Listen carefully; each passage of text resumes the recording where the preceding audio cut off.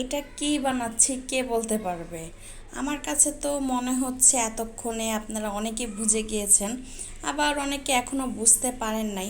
তবে যারা বুঝতে পারেন নাই তারা একটু পরেই বুঝে যাবেন যে এটা আমি হঠাৎ করে কি পিঠা বানাচ্ছি। আর পিঠা বানানোর কোনো চিন্তা ভাবনাই ছিল না। আমি শুয়েছিলাম বিকালে, তো হঠাৎ করে মনে হলো যে না, বিকালের নাস্তা হিসেবে কিছু বানাই।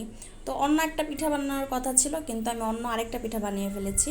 তো ফাইনালি ঢাকনা খুলে দেখেন বড় একটা ভাপা পিঠা বানালাম।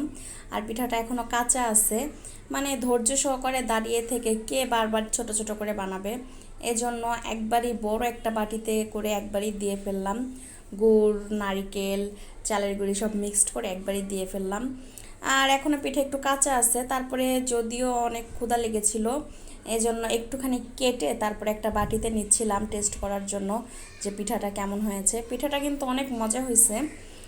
তো পিঠাটা নিতে গিয়ে দেখেন ভেঙেই গেছে প্রায়। তো ব্যাপার না, যেহেতু ঘরের মানুষই খাবো, সো ভেঙে যাক, কোনো সমস্যা নাই, ভেঙেই তো খেতে হবে, তাই না? আমি কিন্তু এত বড় করে ভাপা পিঠা এই ফার্স্ট টাইম বানাইছি। আর ভাপা পিঠা বানানোর জন্য কি শীতের প্রয়োজন আছে বলেন তো?